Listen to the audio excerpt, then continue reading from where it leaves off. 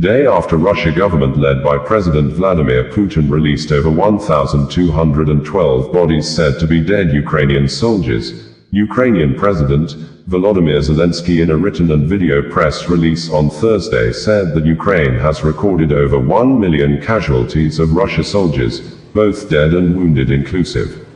There were reports that Ukraine initially refused to receive the bodies of the fallen heroes, which thus left the drivers and the refrigerator trucks with the frozen bodies of the said Ukrainian soldiers to be stranded at the exchange site, spending about 4 days waiting for the Ukrainian representatives to receive the body bags.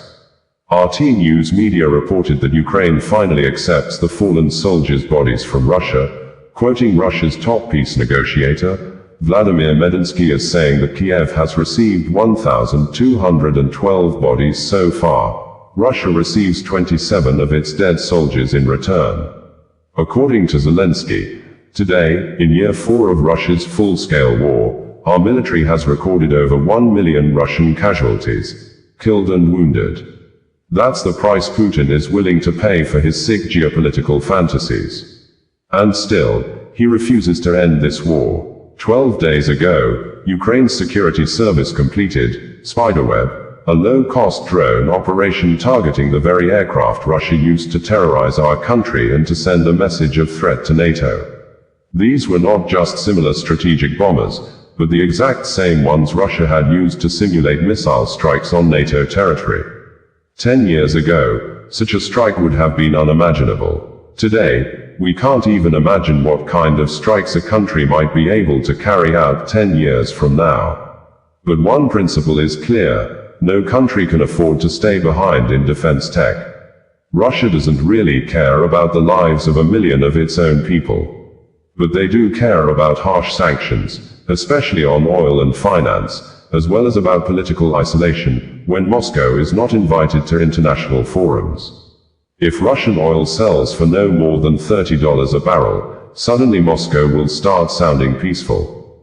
We must confront those who treat human life as worthless, just as we defend our own safety. This fight isn't limited to Europe, it matters in every region nearby. When life means nothing to those in charge, then no crime is off the table, not even full-scale aggression. We thank Czechia for its initiative on ammunition supplies. It clearly showed that united efforts can really make a difference in modern warfare. We must strengthen all forms of defense cooperation, especially those that help us become more technologically advanced and use drones of every kind, in the air, on land, and at sea. Ukraine is ready to increase drone production by 40% already this year. Our factories have the capacity. What we lack is financing. I urge your countries to treat drone production with the same urgency and attention that we do. We must all be faster in drones than our enemies. We should be realistic about those who brought war to Europe. You can't talk Russia into peace. But there are forms of pressure that hurt those in charge. I ask you to support a serious increase in sanctions against Russia. We should remember that respect for human life is not just a moral value, it's a security factor.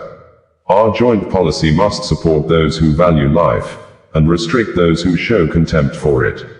This can only be done at the level of all Europe and the Euro-Atlantic community. Only together we are strong enough to defend our way of life and life itself. I ask you to support decisions that do not leave behind European nations that deserve to be in the EU and NATO. This includes Ukraine, Moldova, Balkan nations. Everyone deserves fair decisions. Since the beginning of the full-scale war, more than 113,000 Ukrainian warriors, from various branches of our defense and security forces, have been awarded orders and medals, most of them specifically for participation in combat. This is only a part of the heroism and resilience of Ukrainians that enable our nation to endure and defend our own interests. Not someone else's, but Ukrainian interests, on our own Ukrainian land. Today, I presented state awards, crosses of military merit and orders of the Golden Star, to our warriors, and handed over the orders to the families of heroes who were conferred this title posthumously. We must always speak with absolute honesty. Without such warriors, there would be no Ukraine. We would not have our own independent state without families like these, who raise their sons and daughters with true respect for the duty to defend Ukraine, to stand by their brothers in arms, and to fight. Thank you. Glory to Ukraine. Our people are coming home. Today, warriors of our armed forces, National Guard, and Border Guard service are back home.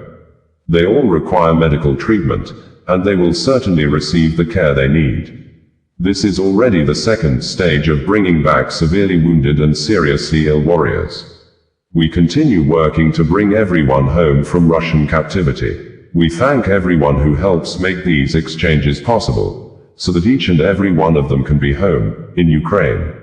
We had reported that the President of Ukraine, Volodymyr Zelenskyy, has confirmed that President Vladimir Putin-led Russia government has set free first batch of Ukrainian prisoners in line with the agreement both countries reached at the last peace meeting in Istanbul, Turkey, adding that the Russia war in Ukraine is still intense at Pokrovsk area of Sumy region.